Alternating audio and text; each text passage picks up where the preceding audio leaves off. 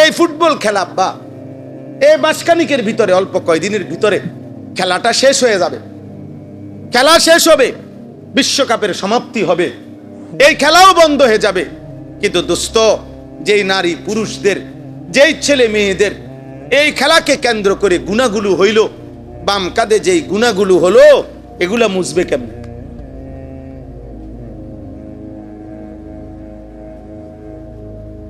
বলো না আব্বা, এটা মুছবা কেমনে? একদিন তোমার ফেসবুক মোবাইলে, একদিন ইউটিউব থাকবে না, এই প্রযুক্তি থাকবে না। নিশ্চিত নিশ্চিত প্রতিনিয়ত এর চাইতে আপডেট প্রযুক্তি আইসা পিছনের প্রযুক্তিকে ফেলে দিবে। কিন্তু প্রশ্ন হইল, রাত জেগে দিন জেগে এই মোবাইলের গুণা, অশ্লীল উলঙ্গ ছবির নর্তকী দেখার গুণা যা বাম কাঁধে জমা হইছে, সেখান থেকে মুছবে কেমনে? মোবাইল থেকে না ডিলিট করে দিলা, কিন্তু বাম কাঁধের আমল নামা থেকে বা এক ওয়াক্ত নামাজ, খুদার কসম, এক কোটিবারও কেউ যদি কাজা পড়ে পরবর্তীতে, সেটা তো কাজা। কিন্তু যেদিনকার নামাজ, যেই ওয়াক্তের নামাজ, ওই ওয়াক্তের দাম, ওই ওয়াক্তের মূল্য, ওই ওয়াক্তের সওয়াব আর কেমনে মিলবে? কেউ যদি 50 বছরের নামাজেরও কাজা করে, কাজা না করলো, কিন্তু আসলি নামাজ যেটা ওয়াক্তের নামাজ, সেই নামাজের নেকি আর কেমনে মিলবে? বলো না ভাই, বলো প্রিয় ভাই। অতএব এটা বুঝতে শেখো, গুনার উপরে অহংকার করো না, পাপের উপরে। এই সুস্থতা শেষ কথা না। প্রতিদিন বাংলাদেশে সবচেয়ে বেশি অ্যাক্সিডেন্ট হয় যুবকরা, প্রতিদিন। এখনো বাংলাদেশে সমস্ত হসপিটালে চলো, একটা ছেলে, চলো আব্বা আমি তোমারে দেখা, আমার খরচ দিয়া চলো, তুমি বাংলাদেশের 100টা হসপিটালের রুগী তুমি যাচাই করে লিখে আনো, দেখো নওজোয়ান রুগী বেশি। সমস্ত পঙ্গু হাসপাতালগুলোতে তুমি গিয়ে দেখো, হাত ভাঙ্গা পাও ভাঙ্গা রুগী নওজোয়ান বেশি। প্রতিদিন বাংলাদেশে যদি 10টা অ্যাক্সিডেন্ট হয়, রোডে সড়ক দুর্ঘটনা হয়, তার মধ্যে 6 থেকে 7টা হবে নওজোয়ান কিশোর যুবকের মোটরসাইকেলের দুর্ঘটনা। দুর্ঘটনা প্রতিদিন। আমি সেদিন সিলেটে, কিছুদিন আগে সিলেটে একটি private medical college, private medical হাসপাতাল, মেডিকেল কলেজ বিশাল বড়, এটার চেয়ারম্যান যিনি, উনি ওনার সাথে আমি একটা অনুষ্ঠানে ছিলাম, উনি বলতেছে কথার প্রসঙ্গে যে হুজুর, প্রতিদিন বিশ্বাস করেন আইসিইউতে যে কয়জন রুগী প্রতিদিন ঢোকে, তার মধ্যে প্রত্যেক দিন 3 ভাগের 2 ভাগ যুবক ছেলে। এবং কয় যে হুজুর, 3 ভাগের 2 ভাগ আইসিইউর রুগী, এসব অ্যাক্সিডেন্ট এবং এর অধিকাংশই মোটরসাইকেল অ্যাক্সিডেন্ট। এমন মুমূর্ষ যে আইসিইউ ছাড়া আর কাজ হয়। বলো না তো অহংকার। তোমরা অনেক ছেলে, কয়জন ছেলে আসো প্রিয় ভাই, তোমরা আমাদের মাওলানা আতাউর রহমান ফরদাবাদী মাওলানা ভাই, অনেক ফিকিরওয়ালা ভাই, নওজোয়ান ভাই, এখানে অনেক নওজোয়ান আলেম আছে আব্বা। তোমাদের কাছে আমার অনুরোধ, জীবনটা আলেমদের সাথে বাঁধা রাও। মোবাইল আর নর্তকী এক পুরুষের চাহিদা পূরণের জন্য আব্বা, এত নারী লাগে না। 10টা মহিলা দিয়ে তুমি কি করবা? এত মহিলা দিয়ে কি করবা আব্বা? একজন পবিত্র হালাল স্ত্রীর জন্য অপেক্ষা করো, সেই স্ত্রী মিললে চাহিদাও পূরণ হবে, হাজারো দিনই ফায়দাও আসবে। আমার বিবি আছে, আমার 4টা ছেলে মেয়ে আছে, তা আমার 4টা ছেলে মেয়ে, আমার 4জন ছেলে মেয়ে, এই 4জন ছেলে মেয়ের প্রাথমিক কোরআন শিখা, অজু নামাজ শিখা, আল্লাহ চিনা, রসুল চিনা, কালেমা ঈমান আমলের ছোট কথা বলু, সব কিছুই আলহামদুলিল্লাহ। তো আমার বাচ্চার মা আমার বিবির কাছ থেকেই তারা শিখছে। তাহলে একজন পবিত্র স্ত্রী দুনিয়াবি যেই চাহিদা তাও পূরণ হয়, আখিরাতের জন্য নেক কাজের সহযোগী হয়, নেক কাজের সহযোগী হয়। একজন বিবি তোমার সন্তানের মা হবে, একজন বিবি তোমার বংশের জন্য আগামী প্রজন্মকে এগিয়ে নেবে, একজন বিবি তোমার জীবনের পরামর্শের সুখে দুঃখের একজন সঙ্গী হবে। কিন্তু বেশ্যা, পতিতা, মোবাইলের নর্তকী, সিনেমার নর্তকী, সে তোমার কি কল্যাণ করবে? বলো না ভাই, মোবাইলের নর্তকী তোমার কি কল্যাণ করবে? আমরা ওই দিনও কিতাবে পড়ছি, একজন সিনেমার নায়িকা, নাটকের নায়িকা, সে তো অভিনয়ের সময় প্রেমের এমন সুন্দর কথা পুরুষকে বলে, পুরুষ নাটকের কারণে না, অভিনয়ের কারণে না মহিলাকে প্রেমের এমন সুখের কথা বলে, এটা তো অভিনয়ের কারণে বলে, টাকার কারণে বলে। কিন্তু যেই মহিলা সকাল থেকে নিয়ে রাত 10টা পর্যন্ত একটা পুরা সংসার পরিচালনা কাজ করছে, এতগুলো মেহমানের রান্না করছে, পুরুষের রান্না করছে, বাচ্চাগুলোর কাপড় চোপড় ধুইছে, ঘরটাকে সাফ করছে, তারপরে স্বামীর খেদমতের জন্য যা যা লাগে সব করছে, শ্বশুর শাশুড়ির জন্য কিছু পরিমাণ খেদমত করছে, এত পরিশ্রম এত মেহনত কইরা সে যে তোমার সাথে সংসার করতেছে, এই এই স্ত্রীর সাথে তুমি নর্তকীরে মিলাও কেমনে? বুঝেন নাই মৌলানা সাহেব? অত হইল মোবাইলের নর্তকী, অত নায়িকা, অত অভিনয় করে আব্বা, অত সকালবেলা 4টা বাচ্চার কাপড় চোপড় ধোয় নাই, ধুইছে। ও তো তার স্বামী ঠিক বরাবর 1টা বাজে খানা খাবে, ওর জন্য খানা রেডি করে নাই, খানা সব রেডি করে লাইছে। এর সময় কইছে, শুনছো একটু আলুর ভর্তা কইরো, আচ্ছা। কদ্দুর মসুর ডাল রান্ধো, আচ্ছা। সব রান্ধা মাত্র বাইরেছে, এই সময় ফোন গেছে, 2জন মেহমান আছে, যেমনি হোক কদ্দুর নতুন অন্য একটু কিছু আসেনি চাও, মানে এটা আমি আমার ঘরের কথা কই, সবার ঘরে এমন। এই না জিন্দিগি ভাই, এই না জিন্দিগি। কাপড় চোপড় গোসল করার জন্য কাপড় ওইখানে রাইখাও অনেকক্ষণ ধরে কাজ করতেছে। তাইলে প্রিয় ভাই, একজন পবিত্র স্ত্রী তোমার জীবনের সঙ্গী। কোরআনে আছে, নেক কাজ যদি স্বামী স্ত্রী একজন আরেকজনের সহযোগিতা করে, আল্লাহর কসম কোরআনে আল্লাহ বলছে, স্বামী স্ত্রীকে, স্ত্রী স্বামীকে দ্বীনের কাজে, নেকের কাজে সহযোগিতা করিলে কিয়ামতের দিন আল্লাহ তাআলা ওই স্বামী স্ত্রীকে বলবে, উদখুলুল জান্নাতা আনতুম ওয়া আজওয়াজুকুম তুহবারুন। আল্লাহ বলবে, সুবহানাল্লাহ, তোমরা তোমাদের নেক কাজের সঙ্গী স্ত্রীকে সাথে করে, আনতুম ওয়া আজওয়াজুকুম, তোমরা এবং তোমাদের স্ত্রীগণ, উদখুলুল জান্নাহ তুহবারুন, খুশি খুশি তোমরা জান্নাতে ঢোকো। তাইলে দুনিয়ার চাহিদাও পূরণ হইল, হালাল চাহিদাও পূরণ হইল, যৌবনের চাহিদাও পূরণ হইল, দুনিয়া আখিরাতের অসংখ্য কল্যাণ বয়ে আনবে। তো এটা হারাম নারীর থেকে পাওয়া যাবে আব্বা? আল্লাহ আমাদেরকে হেফাজত করে, আল্লাহ আমাদেরকে হেফাজত। কোনো এক ছেলে যদি বুঝো ভাই, আমরা বলা সার্থক। সাথের আমি সব সময় বলি রে আব্বা, সমবয়সীর লোকে বুঝা ফাটতা না, ওইতে তোমারে হাসি দিয়া তাল দিয়া ওই তোমারে উড়াই দিব। তোমার হয়তো অনেকের এইম হয়, মানে আশা হয়, বা অনেকের কিছুটা বুঝ আসে, অনেকের মধ্যে একটু আগ্রহ তৈরি হয়, কিন্তু বন্ধু নামের শয়তান তারে আবার কি করে দেয়।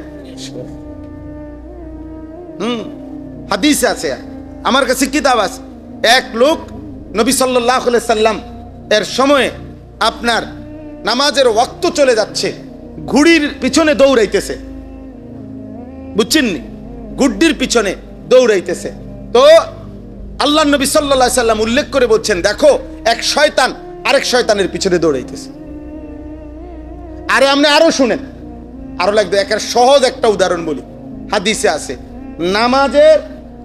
নামাজে যে দাঁড়ায়, তো নামাজি ব্যক্তির সামনে দিয়ে যাওয়ার অনুমতি আসেনি? কথা বলে না ছেলেরা, ভাই তোমরা এটা জানুনি, নামাজি ব্যক্তির সামনে দিয়ে যাওয়ার কি নাই, এটা সবাই জানে এই কথাইটা।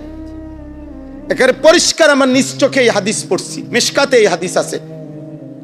আল্লাহ নবী সাল্লাল্লাহু আলাইহি সাল্লাম বলছেন, তোমাদের নামাজের, মানে কমপক্ষে নামাজের সেজদা আমি যেটুকু দেব, আমার এই সেজদা বরাবর এটুকু জায়গার এই সামনে দিয়া কেউ যেন অতিক্রম না করে। নবীজি বলছেন, তুমি তাকে হাত দিয়ে প্রতিহত করো। তো এই শব্দটা বলতে গিয়ে প্রয়োজনে তুমি তার সাথে যুদ্ধ করো, যুদ্ধ অর্থাৎ শক্তভাবে হাত কি করে এমন ভাবে ধরে রাখবা যে প্রয়োজনে যেন যুদ্ধ করতেছ, যে সে যেন কি না হইতে পারে, এখান দিয়ে পার হইতে কোনোভাবে না পারে। বিষয়টা এইভাবে বলার পর আল্লাহ নবী সাল্লাল্লাহু আলাইহি সাল্লাম বললেন, কেননা এই যে অতিক্রম করে ফেললে, যে লোকটা অতিক্রম করে, ফা ইন্নামা হুয়া শাইতানুন, এই শব্দটা হল রাসূলুল্লাহ সাল্লাল্লাহু আলাইহি সাল্লাম বললেন, কেননা এ হচ্ছে শয়তান। তাহলে যে নামাজি ব্যক্তির সামনে দিয়ে পার হয়ে যাইতেছে তারে নবী যদি বলে শয়তান, তো যে আরেকটা যুবককে উলঙ্গ ছবি দেখায়, নর্তকী দেখায়, জিনার ব্যভিচারের আড্ডায় নিয়ে যায়, হারাম খেলাধুলায় নিয়ে যায়, এটা কত নম্বর শয়তান? এটা শায়াতিন আল জিন, শায়াতিন আল ইনস ওয়াল জিন, এটা মানুষ শয়তান, ওইটা জিন শয়তান। ইবলিস হলো জিন শয়তান, আর এটা হলো কি শয়তান? আল্লাহ আমাদেরকে হেফাজত করে। অতএব কষ্ট হইল গরমের মধ্যে, আপনারা মনোযোগ দিয়ে বসছেন, এই জন্য বললাম আমগো ফিকির এটা। তোমরা যুবক, আমি ফিরাইতে চাই, আমার এটা স্বপ্ন, সারা জিন্দেগির স্বপ্ন, মুসলমানের সন্তান আল্লাহর দিকে ফিরবে। যতভাবে পারি চেষ্টা করিয়ে, মাদ্রাসায় নতুন জায়গা কিনছি, আলাদা মাদ্রাসা করতে চাইতেছি যুবকদের জন্য। কয়দিন পর পর স্কুল কলেজের ছেলে করে পড়াই। এই 13 তারিখ আলহামদুলিল্লাহ, গত 13 তারিখ প্রায় 250 স্কুল কলেজের যুবক আমাদের মাদ্রাসায় সকাল 8টা থেকে রাত 9টা পর্যন্ত আমরা দিন শেখাইছি। গত বছর প্রায় 1550 থেকে 1600 ছেলে 2025 সালে আমরা ওযু, নামাজ, সূরা, কেরাত, দোয়া, কালাম আমাদের মাদ্রাসায় শেখাইছি। আগামী রবিবার আলহামদুলিল্লাহ প্রথমবারের মতো হাটহাজারী, চট্টগ্রাম হাটহাজারী মাদ্রাসার পাশে হাটহাজারী হুজুর রহমাতুল্লাহ আলাইহি, শেখুল ইসলাম আল্লামা আহমদ শফি রহমাতুল্লাহ আলাইহি খাস খাদেম ছিল শফি ভাই, শফি বদ্দা কয় জানেন, উনার মাদ্রাসায় আমাদের এই রবিবারে জোহর থেকে এশা পর্যন্ত কিশোর যুব এই তারবিয়তি কোর্স স্কুল কলেজের ছেলেদের জন্য। আমার শায়েখ আল্লামা মুফতি মুশতাকুর নবী সাহেব থাকবে, আমিও যাব। আমাদের চট্টগ্রামের আরেকজন ভালো ওয়াইজ আলেম আছে হযরত মাওলানা আব্দুল্লাহ মারুফ, উনি থাকবেন। নওজোয়ান ছেলেদের জন্য সারা দেশে আমরা করতে চাচ্ছি, কখনো একদিন, কোথাও 3 দিন, যেখানে যেটুক সময় হয়। ধীরে ধীরে প্রস্তুতি নিতেছি।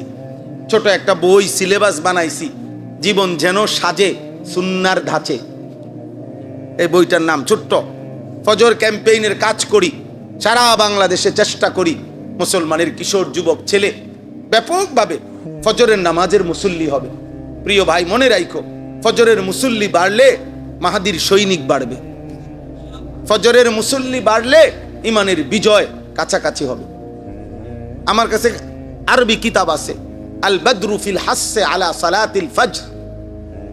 এই কিতাবের মধ্যে স্পষ্ট আছে যে ইহুদিদের বক্তব্য এটা পরিষ্কার, ইহুদিদের, মুসলমানদের ওই কাফেলার হাতে ইহুদিদের চূড়ান্ত পতন হবে, যেই কাফেলা জুমা এবং ফজর বরাবর হবে। আল্লাযীনা কানু ফি সালাতিল ফজর কা সালাতিল জুমআ, আমাদের ফজর আর জুমা বরাবর, বলে না ভাই? আমাদের ফজরের মুসল্লি আর জুমার মুসল্লি বরাবর, অর্ধেক অর্ধেক, মানে জুম্মায় যতজন হয় তার অর্ধেক ফজরে হয়। 3 ভাগের 1 ভাগ, 10 ভাগের 1 ভাগ। এই গত শনিবারে আমি আমার শায়েখ আল্লামা মুফতি মুশতাকুর নবী কাসিমি, আমরা 2 জন এক জায়গায় মাহফিলে গেছি। রাত্রে বেলা সারা রাত লাগাইয়া ফজরের ওয়াক্তে একই মসজিদে, একটা রাস্তার পাশের মসজিদে আমি এবং আমার শায়েখ হযরত আমরা গাড়ি থামাইছি ফজরের সময়। আমার গাড়িতে 3 জন, উনার গাড়িতে 3 জন, হযরতের গাড়িতে 6 জন মানুষ আমরা নামছি। মসজিদে ঢুইকা দেখছি, মসজিদে একেবারে কসমে কোরআন সামনে, মসজিদের ভিতরে ঢুইকা দেখছি ফজরের ওয়াক্তে একজন ছেলে নামাজ পড়াইতেছে, ছোট্ট একটা ছেলে, কালা একটা প্যান্ট পরা, তার পরনে এই একটা ফোলা পাঞ্জাবিটা আমার মনে হয় কারোতে আনছে, এটা হেতের পাঞ্জাবি না মনে হয়েছে আর কি, বাকি হেতেরও হইতে পারে।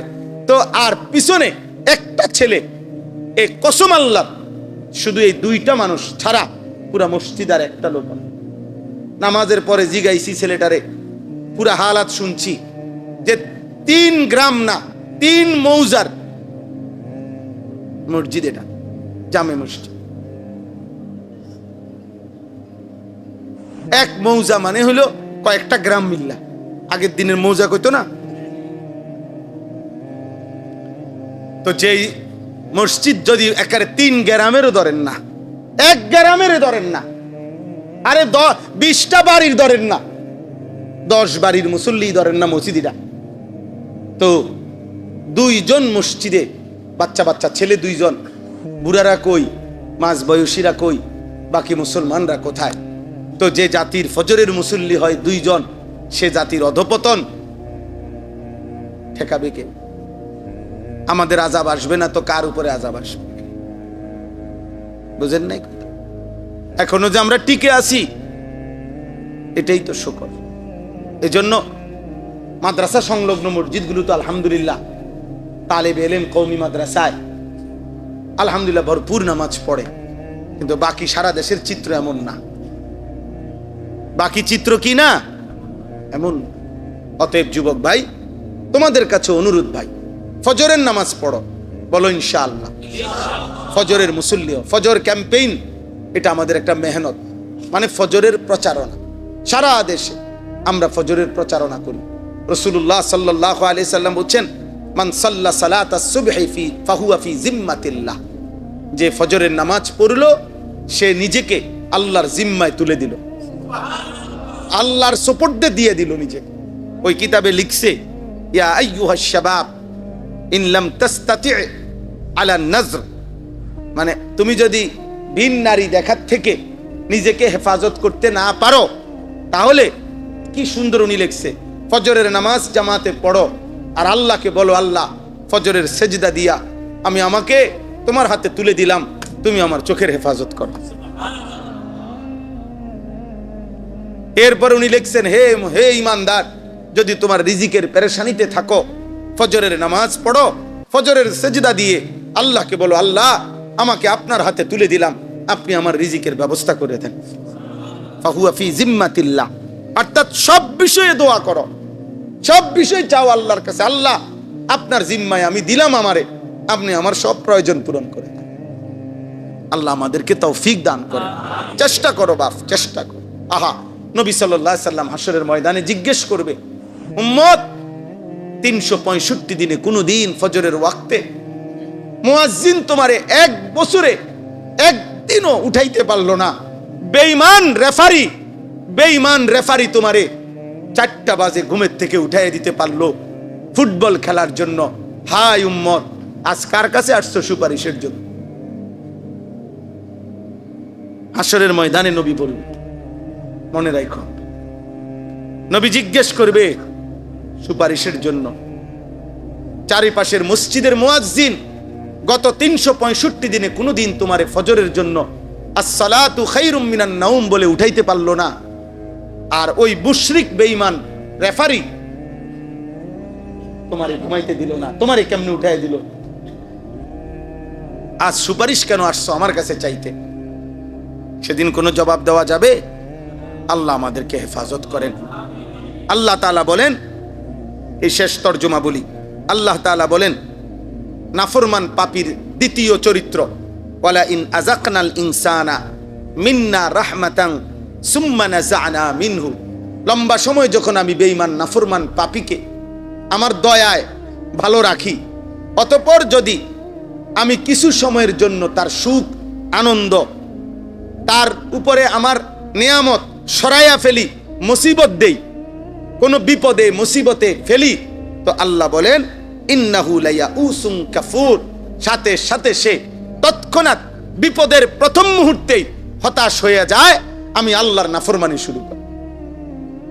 এতদিন সুখে ছিল, আজ যখন 10 দিন 15 দিন 1 মাস অল্প কিছু সময় যখন তাকে মুসিবত দিলাম, এবার প্রথমেই আমি আল্লাহকে ভুলে গেল, আমি আল্লাহর রহমত থেকে নিরাশ হয়ে গেল। শেষ, আমার আর সম্ভাবনা নাই। কি একবারে বিশ্বাস করেন, 6টা লাখ টাকা জাগাত মায়ের, আর মনে হয় ব্যবসা কপালে আর না, আমার দিয়ে আর হইতো না। কোমর ভেঙে গেছে, ঠিকই কইছে, এই হতাশ দাইয়া উস আর নাকি আর আল্লাহকে ভুলে গেল। আরে খোদা, মুসিবত বুঝি আমারে দেখলা শেষ পর্যন্ত, আর বুঝি মানুষ পাইলা না শেষ পর্যন্ত, খোদা গজব বুঝি আমার উপরে। আমি একদিন একজনরে কইছিলাম, আমার পরিচিত, মানে উনি কথার প্রসঙ্গে এটা কইছিল, আরে আল্লাহ বিপদ বুঝি শেষ পর্যন্ত আমারে দেখলা। পরে আমি বললাম, চাচা আপনি যদি কষ্ট করে কইতেন যে বিপদটা কারে দিলে ভালো হইতো, বিষয়টা আমনে কত ক্লিয়ার করে কন, আমনে কত নাম কন, আমি দেখি আল্লাহরে, আমি কই কথাটা, আমি বলবো মুনাজাতের মধ্যে, বাকি আমনে কত নামটা কইয়া দেন যে মুসিবতটা আমনেরে যে দিয়া ভুল হইছে, কারে দিলে ভালো হইতো, এইটা কি আব্দুল কাইয়ুম ভাইরে দিলে ভালো হইতো না, আতাউর রহমান, আমনে কত তার নামটা কন। আমি শুধু হেরে একটু জানামু, শুধু ভাই উনি আমনের নামটা প্রস্তাব দিছে, আমি কত আল্লাহরে কইতাম, দেখবেন আপনার কেমন টাঙ্গাইয়া ফিরে। তাহলে এটা কি কোনো কথা হইলো যে আল্লাহ বুঝি তুমি আমারে দেখলা, তো কারে দেখতো? এই আল্লাহ বলেন নাফরমান পাপী মুসিবত দেখলে হতাশ হয়ে যায়, আর কি হয়ে যায়? আল্লাহকে ভুলে যায়। ওয়ালা ইন আযাকনাহু না'মা বা'দা দাররা মাসাতহু লা ইয়াকুলান্না যাহাবাস সাইয়্যাতু আন্নী ইন্নাহু লাফারিহুন ফখুর। 3 নম্বর আয়াত। আল্লাহ বলেন নাফরমানের তৃতীয় আচরণ, বেঈমান নাফরমান পাপী যখন আমি আবার পুনরায় তার দুঃখ বেদনা যন্ত্রণা পেরেশানি বিপদ মুসিবত অ্যাক্সিডেন্ট দুর্ঘটনা অসুস্থতা সরিয়ে ফেলি, আবার যখন সুখ দেই, এইবার সুখের প্রথম মুহূর্তেই সে লোকের সম্মুখে বলে যাহাবাস সাইয়্যাতু আন্নী, কি ভাই আপনার যে কয়দিন দেখলাম না, আরে কইও না, একটা বেশি পেরেশানিতে ছিলাম, গত 15টা দিন এখন হুঁশা ছিল না, জুতা পর্যন্ত পরিবার টাইম পাইছি না, এত বিপদ গেছে আমার, অনেকগুলো এখন মোটামুটি সব ক্লিয়ার করে লাইছি, এখন আর আগের কোনো অসুবিধা নাই, শেষ। এখন আবার পুনরায় উল্লাস, আল্লাহ বলতেছে পুনরায় আবার ফুর্তি, পুনরায় আবার অহংকার। একজনকে জিজ্ঞাসা করছি কি অবস্থা এখন, এই কয়দিন আগে হুজুরে মোটামুটি একটু অসুবিধা আসছিলাম, প্রথম এখন গুছাই লইছি, তারার লগে গুছাই লইছি, মানে আগে জাগর উপরে জুলুম করছে, এখন তাগর লগে মিল করে লইছে। হ্যাঁ, এটাই বুঝাইছে, আমি চিনি আর কি, মানে অর্থাৎ সে আগে যাদের উপরে জুলুম করছিল তারারে আবার এখন মিল করে লইছে, কইছে যে এখন আগে তো আমি সামনে থাকতাম তুমি পিছে থাকতাম, এখন তুমি সামনে থাকবা আমি পিছনে থাকতাম, এই শুধু এই মোটরসাইকেলের লোকটা আগ পিছেছে, সিস্টেম আগেরটাই রয়েছে। আহা, আল্লাহ আমাদেরকে মাফ করে দেয়, যে যা বুঝার বুঝছে। যাহাবাস সাইয়্যাতু আন্নী, নাফরমান বলে বিপদ আপদ মুসিবত যা ছিল সব শেষ হইছে, ইন্নাহু লাফারিহুন ফখুর, পুনরায় সে উল্লাস করছে অহংকার করছে। তার মানে সুখে কিংবা দুঃখে, প্রিয় ভাই, সুখে কিংবা দুঃখে আযাবের আসতে দেরিতে কোনো অবস্থাতে নাফরমান যখন শক্ত হয়ে যায় পাপী, তখন আর কোনো অবস্থাতে সুখেও আল্লাহকে মনে পড়ে না, দুঃখেও আল্লাহকে কি মনে। আপনি আতাউর ভাই শুনেন, আপনি আমার কথাটা শুনেন, এ বেডারে বলছে কেবিন দিছে হসপিটালে, মনে করেন আগামী সোমবার আপনার অপারেশন, এই যে আপনার কেবিন, এই কেবিনের ভিতরে বইয়া বেডার আগামী সোমবারের অপারেশন হবে, মনে করেন উনি কেবিনে বইয়া টেলিভিশনে রঙিন টেলিভিশন চায়, হ্যাঁ বেডার সোমবারে অপারেশন, মানে দুঃখেও চার আল্লাহর কথা কি আসে না। তার রুগীর অপারেশন চলতেছে, তার বেডির সিজার হইতে আছে, হেতেরে কইছে আপনি রিসিপশনে বসেন, রিসিপশনে এত বড় এলইডি দিয়া নর্তকী নাচতেছে, নাটক চাইছে, আপনি নাটক চান, কোনো অসুবিধা নাই, এটা না। নাইলে হসপিটালের সাথে এখানে মুমূর্ষ ব্যক্তির পেরেশানি, এখানে টেলিভিশন দেখাই দিচ্ছে যে গুনার আরে বিপদের মুহূর্তেও আল্লাহকে কি করবেন না, বলেন, নাই তো কারণটা কি, নাই তো কারণটা কি? যে এই বিপদের মুহূর্ত তারে টেলিভিশন দেখাইতে হইব। ওই উদ্দেশ্য এটাই, কোনো অবস্থাতেই আল্লাহকে যেন কি না পড়ে মনে না। নাউজুবিল্লাহ। যার যখন সুযোগ হয়, প্রয়োজন হয়, সে উঠে যাবে, অসুবিধা কি? আল্লাহর কথা শেষ পর্যন্ত একজন শুনলেও ক্ষতি নেই। আখিরাত দরকার, সওয়াব দরকার। এই জন্য সবার কাছে অনুরোধ, অল্প কিছুক্ষণ সময়, আমরা লম্বা করব না ইনশাআল্লাহ, অল্প সময় আমরা আল্লাহর কথা মনোযোগ দিয়ে শুনি। পরিবর্তনের জন্য মনোযোগ জরুরি, হেদায়েতের জন্য আন্তরিকতা জরুরি। ওয়ালাউ আলিমাল্লাহু ফীহিম খায়রান লাআসমাআহুম। আল্লাহ তাআলা বলেন, আমি যদি আমার বান্দার মধ্যে কল্যাণের প্রতি আগ্রহ দেখতাম, তা আমি আল্লাহই আমার কথা তার কানে আমি পৌঁছাই দিতাম। যদি দেখতাম আসলেই সে শুনতে চাচ্ছে, যদি দেখতাম আসলেই সে আমার কথার প্রতি আন্তরিক, তো আমি আল্লাহই তার কানে পৌঁছিয়ে দিতাম। কিন্তু যখন দেখি আসলে কোনো আন্তরিকতাই নাই, আগ্রহই নাই, তো আল্লাহ তাআলা তখন আর জিন্দিগি রাগ করলে, কখনো কখনো অভিমান, আল্লাহ তাআলা নারাজ হলে, তো আল্লাহই বান্দাকে পথহারা করে দেয়। এটা সাংঘাতিক। কোরআনুল কারীমের মধ্যে আছে, ওয়ালাউ আরাদুল খুরুজ লা আ'আদ্দু লাহু উদ্দা।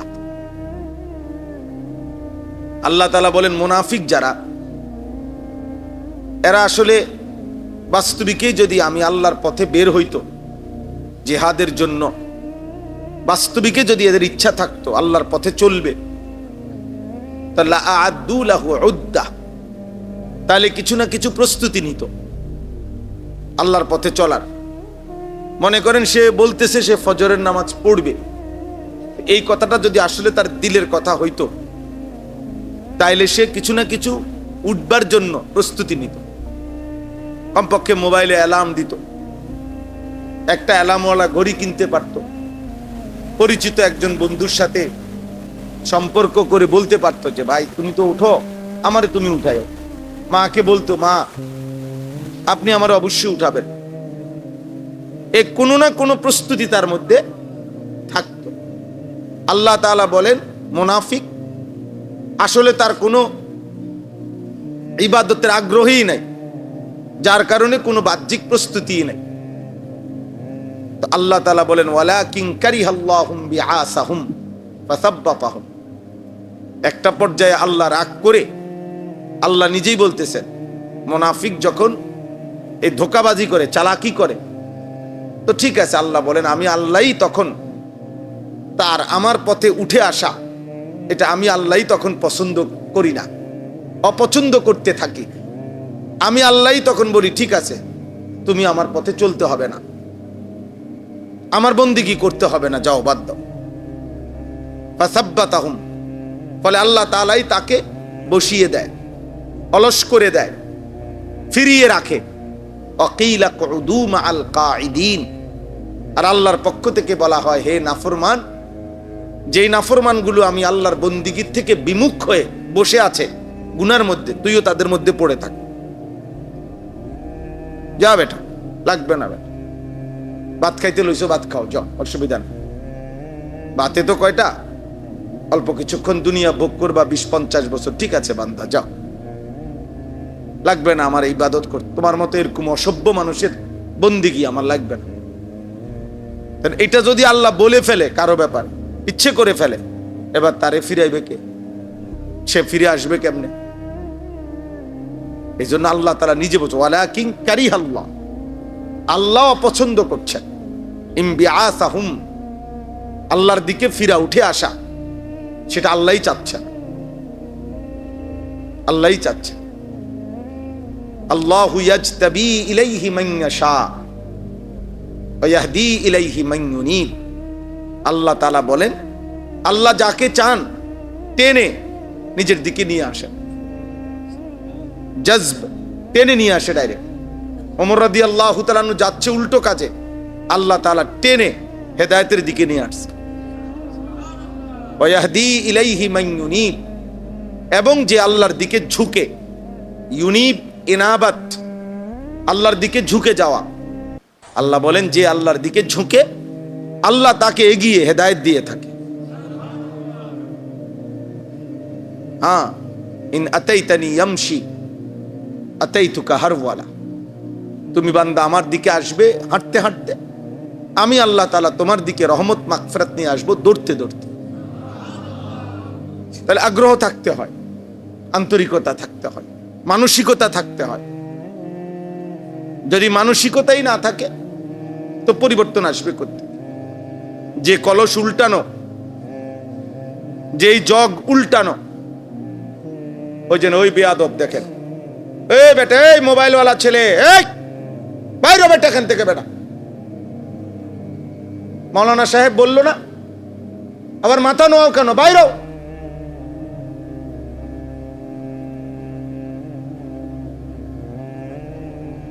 মাতবর, মানে এক ধরনের ছাগল মানসিকতা, যে মানুষ কি মনে করবে। কিছু ছেলে এত বর্বর, এত মানসিক বিকৃতিগ্রস্ত যে যারা পরিমাণ এটা ভাবে না যে বাকিরা কি মনে করবে। কে কি মনে করবে, আমার কোনো ইজ্জতে নাই, যাইব কি আর। আমার অজু আগেই আসিল না, নতুন করে কিতে অজু দেখবে, অজুই নাই বেটা।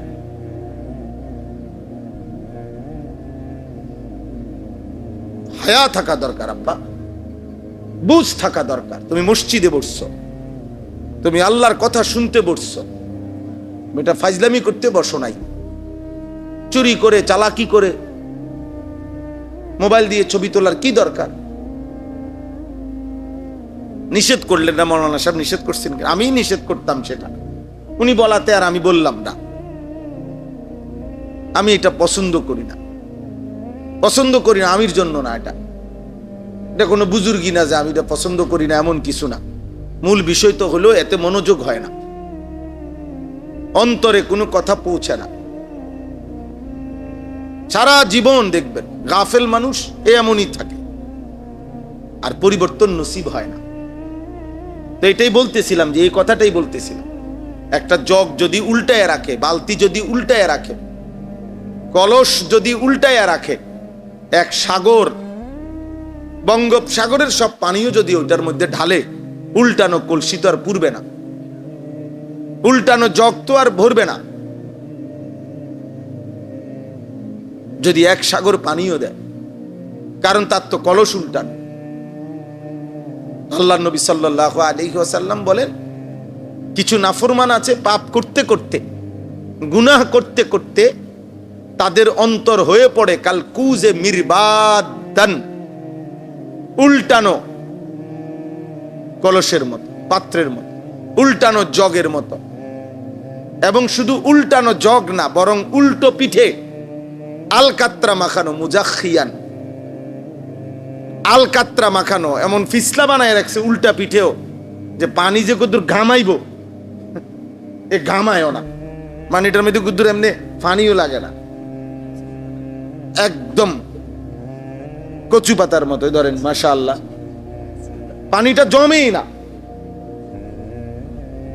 আল্লাহ নবী সাল্লাল্লাহু আলাইহি সাল্লাম বলেন, নাফরমান পাপ করতে করতে অন্তর এমন উল্টে থাকে, সেই উল্টা আলকাত্রা মাখানো কলসের মতো, পাত্রের মতো।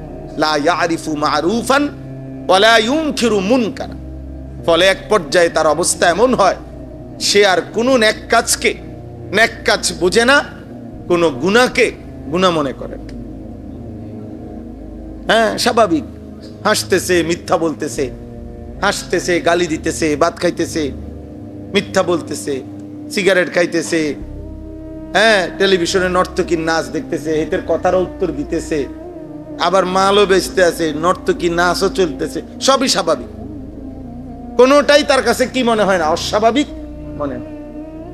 কোনটা গুনাহ, কোনটা নেকি, আমি যেমনি সাজাইছি, আমি এনে নেকি গীতা আবার গুনাহ গীতা, আলাদা পার্থক্যের কি আছে? হালাল কি আবার হারাম কি? আমার যেমনে যেমনে সাজাইছি, আমার মতো জিন্দিগি নিজের মতো করে পরিচালনা করা, আমার মনে যা চায় তা। প্রিয় ভাই, আমি প্রতিদিন একবার হলো এটা বলি, যে জীবন মন মতো চলে, নিজের মতো চলে, আল্লাহর বিধান কি, হালাল হারাম কি, পাক নাফাক কি, জায়েজ না জায়েজ কি, কিছু বুঝেও না, জানেও না, মানেও না, ধারও ধারে না, এই জীবন কোরআনুল কারীমের মধ্যে বলছে এই জীবন জানোয়ারের জীবন। ইনহুম ইল্লা কাল আনআম, আল্লাহ তাআলা বলছেন এই মানুষগুলোর পরিচয় আর কিছুই নয়, শুধুই জানোয়ার। বাল হুম আদাল্লু সাবিলা, বরং তার চাইতে নিকৃষ্ট পথহারা, যে জানে না পাক কি নাফাক কি, যে জানে না হালাল হারাম কি, যে জানে না জায়েজ না জায়েজ কি, মা কেও দেখে, বোন কেও দেখে, আবার মোবাইলের নর্তকীও দেখে, উলঙ্গ ছবিও দেখে, বেহায়া নারীও দেখে, রাস্তার মহিলাও দেখে, সব বরাবর তার কাছে। কিসের হালাল কিসের হারাম? কষ্ট করে পরিশ্রমের যে টাকাটা এটাও নেয়, সুদের টাকাটাও নেয়, কিস্তির টাকাটাও নেয়, আবার মেহনতের টাকাটাও নেয়, দুটোটাই তার কাছে বরাবর। হালাল হারামের পার্থক্য নেই। গালিও দেয়, সালামও দেয়, মদও খায়, মধুও খায়, সব বরাবর একরকম। সব মিলাইয়া প্রয়োজন পূরণ হইলেই হইছে। আলাদা করে পার্থক্য করা, কোনটা হালাল কোনটা হারাম, এটা আমার দরকার, আমার চাহিদা পূরণ হওয়া দরকার। হ্যাঁ, আমার স্ত্রী আছে, তো সেখানেও চাহিদা পূরণ হইল, আবার বাকি টাইম নর্তকী দেখলাম, সেখানেও চাহিদা পূরণ হইল, সব মিলাইয়া আমার চাহিদা পূরণ হইলে। এই যে পার্থক্য নাই, পার্থক্য নাই, উপার্জন হইলেই হয়েছে, টাকা হইলেই হয়েছে, সব টাকা একই কালার। সুদের টাকার যেই রং, হালাল টাকারও কি রং, সেই রং। অসুবিধা কি তাহলে? আর সব টাকা যেহেতু এক কালারের, তার পার্থক্যের দরকার কি? এটা জানোয়ারের স্বভাব, হাইওয়ানের স্বভাব, ইনসানের স্বভাব। মৌলানা সাহেব আপনি দেখেন, ওই দেখেন, ওই আরেক বেয়াদব দেখেন, চুল্লা বেয়াদব দেখেন। ভাইয়া তুমি চলে যাও, ভাই চলে যাও, আমি কাউরে ভয় পাই না, ভাইয়া চলে যাও, মুরব্বীর সামনের এই চুল্লা মানুষ, চলে যাও আব্বা। বাইরে ছাগল টাগল থাকলে ছবি উঠাও, দেখো কোনো ছাগল আছে কিনা, না বলতে হবে, ছাড়তে হবে না। এভাবেই শিখবে, এভাবেই শিখবে। ছাড়া তো আপনারা কেউ তাকাইতে হবে না, আপনার করে বলছি না তাকাইতে। এটা সাংঘাতিক ভাইয়া। আল্লাহর ওয়াস্তে বুঝতে চেষ্টা করো, মুসলমানের সন্তান, খোদার কসম বিশ্বাস করো, মোবাইলের এই আসক্তি তোমাদের হিতাহিত জ্ঞান বিবেক বোধ নষ্ট করে দিছে, যার কারণে ব্রেনে কাজ করে না। কি বলতেছে এই কথা ধাক্কা দিল, ঢুকতে চায় না। মোবাইলের আসক্ত মারাত্মক। বর্তমান পৃথিবীতে কোন যুবক অন্য সব আসক্তি ছাড়তে পারে, মোবাইলের আসক্তি ছাড়তে পারে, বড় মারাত্মক। হাজার হাজার ছেলে আমাদের মাদ্রাসাগুলোর থেকে প্রতিদিন ঝরে যায়। কত ছেলে কত মাদ্রাসায়, সবার মাদ্রাসার থেকে এই মোবাইল। এক সপ্তাহ বাড়িতে গিয়া আপনার একটানা 24 ঘন্টা 2 আঙ্গুলে মোবাইল টিপছে। মাদ্রাসা যেদিন খুলছে শনিবার, এই দিন আর তার আসতে মন চাচ্ছে না, আর পড়তো না। মাদ্রাসা ভালো না, ফিডে খানা ভালো না, এই সেই মন চাই, ফাঁকি দিয়ে নানার বাড়ি চলে গেছে, দাদার বাড়ি চলে গেছে। মূল কারণ একটাই, মোবাইল। মূল কারণ মোবাইলের আসক্তি। আহা,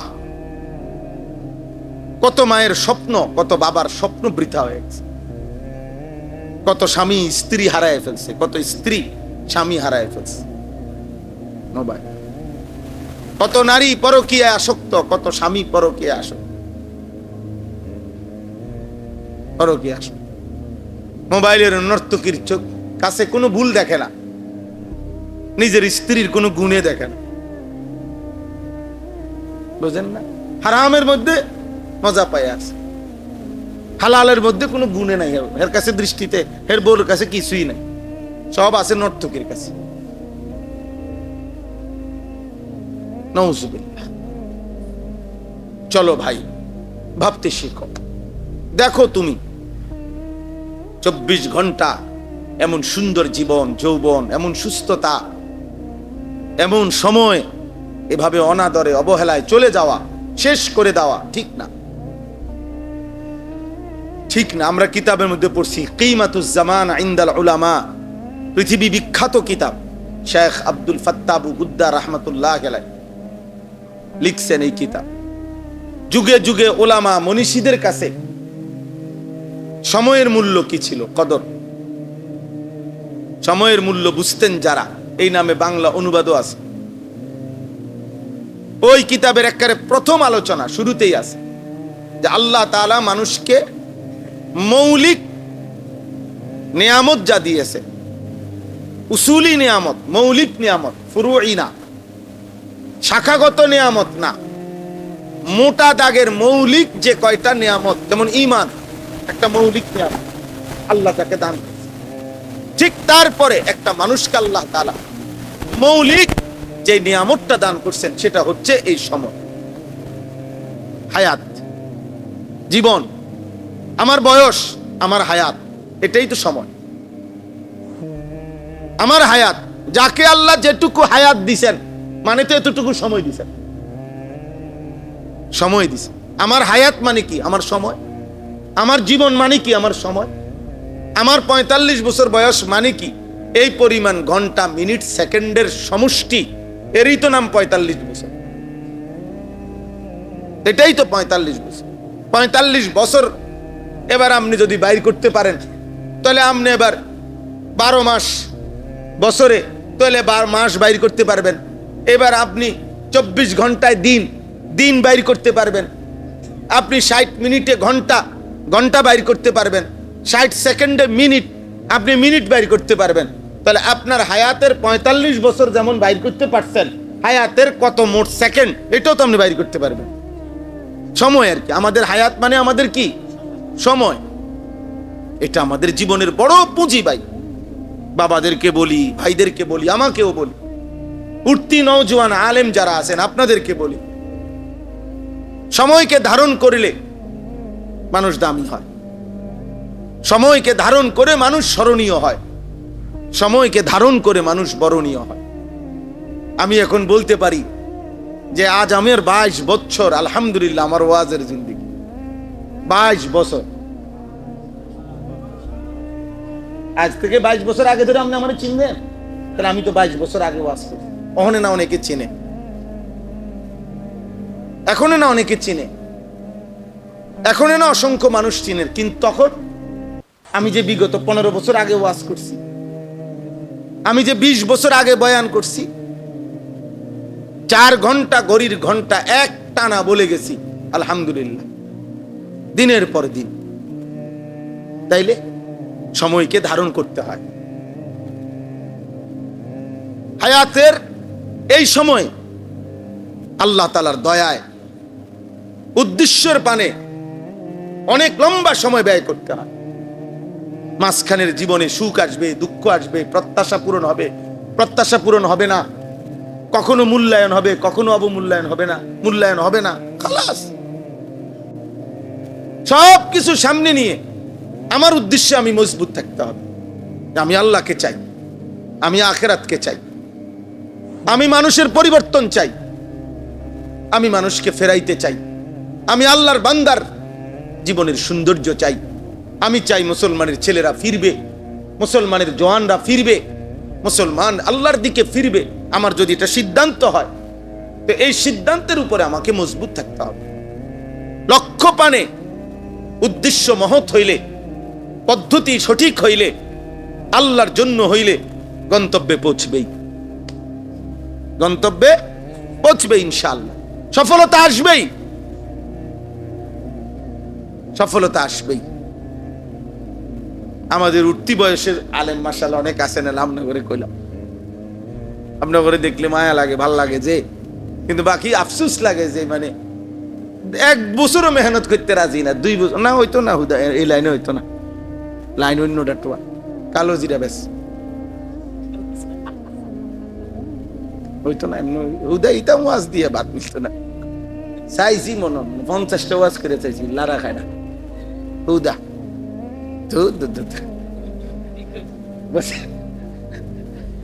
বাদ দে, মধু বেশ না,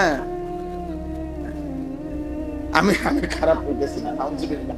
মানে আমি একটু কথার কথা কইলাম, কেউ রাগ হইয়েন না ভাই, মানে এটা বুঝাইতেছি আর কি। করে যদি কেউ ব্যবসায়ী করে করুক, সে কোনো অসুবিধা নেই, কিন্তু ওই যে ঘন ঘন জায়গা বদলান, মানে সিদ্ধান্ত বদলানো, আমি এইটা বুঝাইছি আর কি। যে ইস্তেকামত চাই, উদ্দেশ্যের পানে আমার মজবুত সিদ্ধান্ত থাকা চাই, সফলতা আসবে ইনশাআল্লাহ, সফলতা আসবে, কামিয়াবি আসবেই। মান জাদ্দা ওয়াজাদা, এত দীর্ঘদিনের প্রবাদ ভুল হইতে পারে না। মান যারা হাসাদা, যে ফসল ফলায় সেই ফসল কাটে। মান জাদ্দা ওয়াজাদা, যে পরিশ্রম করে সেই পেয়ে থাকে। মান তালাবাল উলা সাহারাল লায়ালি, যে বড় হতে চায়, উচ্চ লক্ষ্যে পৌঁছতে চায়, তাকে হাজারো রাত জেগে থাকতে হয়,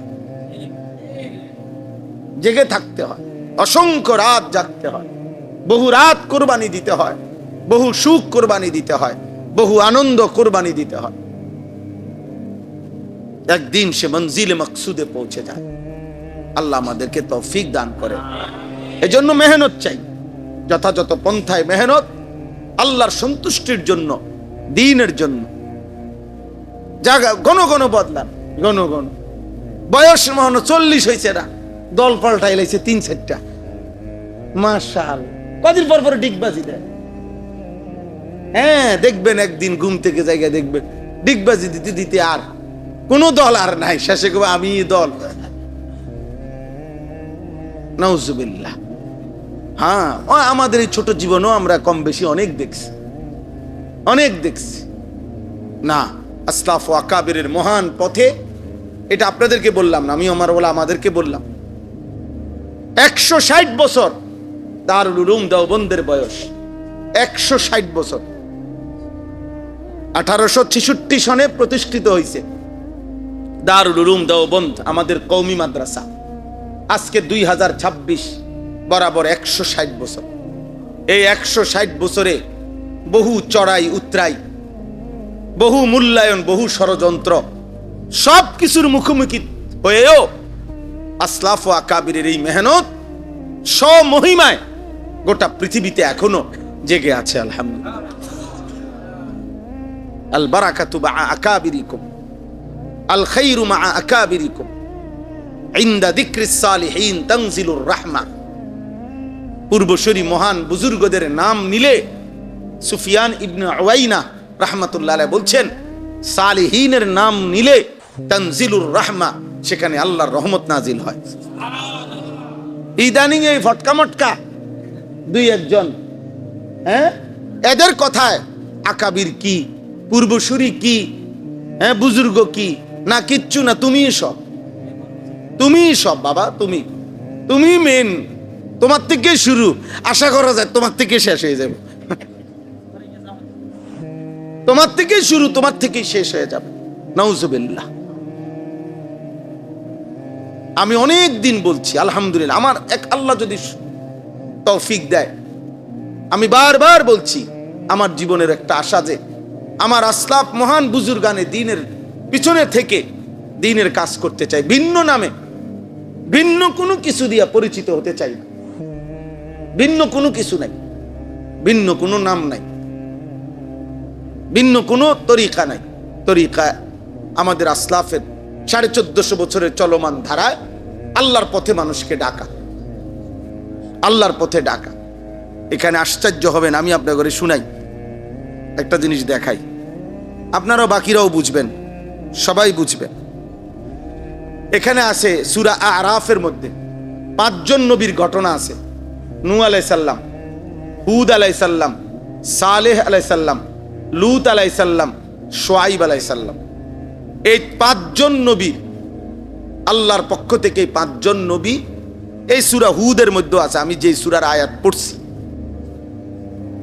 পৃথিবীতে সবচেয়ে বেশি মানুষকে আল্লাহর নবীগণের মধ্যে যারা দাওয়াত দিছেন, আর ওনাদের কওম সর্বোচ্চ নাফরমানি করছে, সীমা লঙ্ঘন করছে, পাপের সীমা লঙ্ঘন করছে।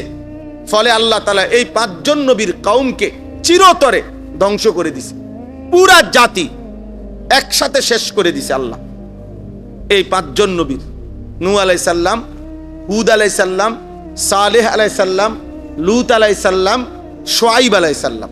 বুঝছেন নি? এই 5 জন নবীর কওমকে আল্লাহ তাআলা পাপ আর নাফরমানির সীমা লঙ্ঘন করার কারণে আল্লাহর আযাব দিয়ে আল্লাহ একেবারে শেষ করে দিয়েছেন। তো ওইখানে আছে, এই সূরাতে আছে, সূরা আরাফেও আছে, সূরা হুদের মধ্যেও আছে 500 জনের ঘটনা।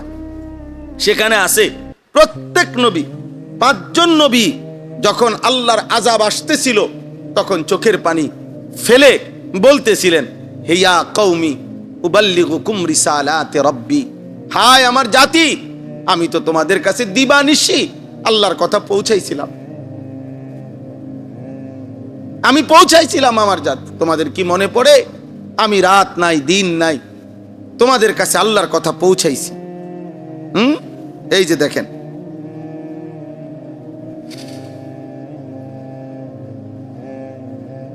ফাতাওয়াল্লা আনহুম وقال يا قوم لقد أبلغتكم رسالة ربي ونصحت لكم ولكن لا تحبون الناصحين। আমি তোমাদেরকে কত উপদেশ দিলাম, ওয়ালাকিন লা তুহিব্বুনান নাসিহিন।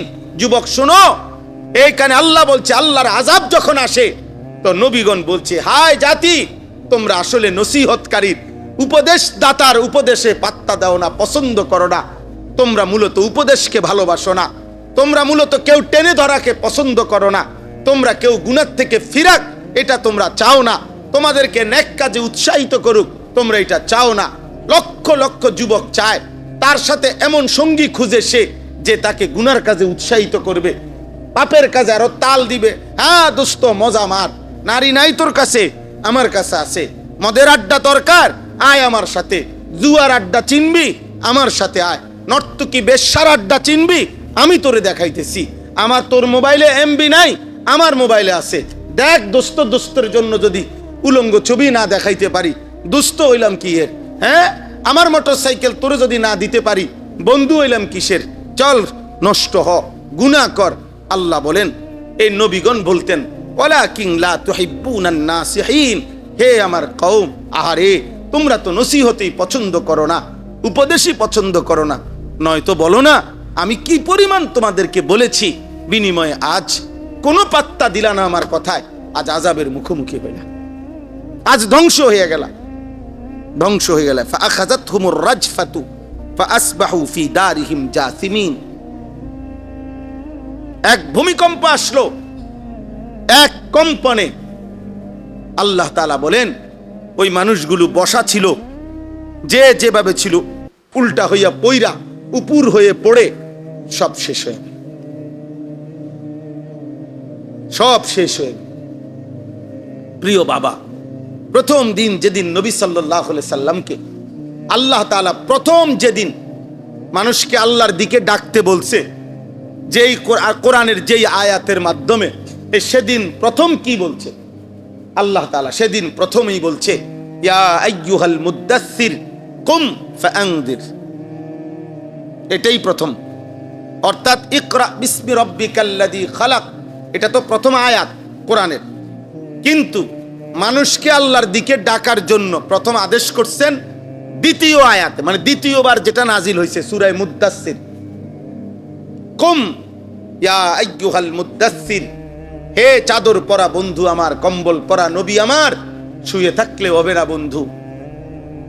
নবী সাল্লাল্লাহু আলাইহি সাল্লাম শোয়া ছিলেন, কম্বল গায়ে, চাদর গায়ে। আল্লাহ বলছেন ইয়া আইয়ুহাল মুদ্দাসসির, চাদর পরা বন্ধু। ওই ভাই তুমি কাউরে নিও না, বাবা তুমি একলা যাও। মাশাআল্লাহ। তো কুম ফাআনদির, কেউ উঠো না, একজনের দেখা দেখি আরেকজন উঠো, তোমার সময় আবার তুমি উঠো, এটা মনে করো না, এটা অভ্যাস করো, তাইলে ভালো হবে।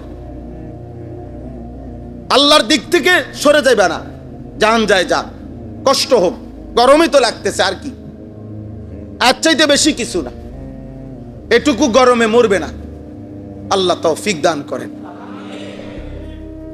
তাইলে কি বলতেছিলাম? জি, আল্লাহ বললেন বন্ধু ঘুমাইলে চলবে না, চাদর খুলেন, কম্বল সরান, কুম উঠেন, দাঁড়ান বন্ধু, ফাআনযির, এই প্রথম শব্দ এটা। ফাআনযির, আমার বান্দাদেরকে জাহান্নামের ভয় দেখান, কবরের ভয় দেখান, আযাবের ভয় দেখান, আমি আল্লাহর ভয় দেখান। নবী সাল্লাল্লাহু আলাইহি সাল্লাম মক্কার মানুষদেরকে ডাকছেন। সাফা পাহাড়ের পাশে আবু কুবাইস, সাফা আর জাবালে আবু কুবাইস একসাথেই এই পাহাড়ের চূড়ায় দাঁড়িয়ে নবী সাল্লাল্লাহু আলাইহি সাল্লাম তার কওমের লোকদেরকে ডাকছেন। কুরাইশের লোকেরা একত্রিত হয়েছে। আল্লাহর নবী সাল্লাল্লাহু আলাইহি সাল্লাম বললেন, ইয়া মা'শারা কুরাইশ, আরাআইতুম লাউ আখবারতুকুম আন্না খাইলান তুসাব্বিহুকুম আলাস্তুম মুসাদ্দিকি। নবীজি বললেন, হে কুরাইশ জনগণ, আমি যদি আপনাদেরকে এখন বলি, সংবাদ দেই যে আগামীকাল ভোর হইতে হইতেই, ভোরবেলা একটি অশ্বারোহী দল আপনাদের উপরে আক্রমণ করবে, আপনারা কি আমার এই কথাটি সত্য মনে করবেন? আলাস্তুম মুসাদ্দিকি, আপনারা কি আমাকে সত্য মনে করবেন না? এভাবে নবীজি জিগাইলেন প্রথম। এই তাফসীরে আছে, মক্কার মানুষ বলল, কি আশ্চর্য শব্দ বলছে দেখেন, বলছে মা জাররাবনা আলাইকা ইল্লা সিদকান, মুহাম্মদ গত 40 বছরে তোমার ব্যাপারে সত্য ছাড়া মিথ্যা বলার কোনো অভিজ্ঞতা আমাদের কারো নাই। গত 40 বছরে আমাদের কারোই অভিজ্ঞতা নাই তোমার ব্যাপারে যে তুমি কখনো মিথ্যা বলছো, বরং তোমার ব্যাপারে আমাদের অভিজ্ঞতা এটাই যে গত 40 বছর ধরে আমরা এটাই জানি তুমি সত্যবাদী। এই সময় দেখেন, এখানেও কিন্তু এটা লক্ষণীয়, 40 বছর আল্লাহ তাআলা অপেক্ষা করাইছেন। নবী সাল্লাল্লাহু আলাইহি সাল্লাম যদি 12 বছর বয়স থেকে কালেমার দাওয়াত দিতেন, তাতে আরো কিছু বেশি মুসলমান হইল। বুঝেন নাই কথাটা? 12 বছর বয়সের থেকে কামে লাগাই দিত। 40 বছর খামখেয়ালি কথা মিয়া, এত লম্বা সময় পার করলেন।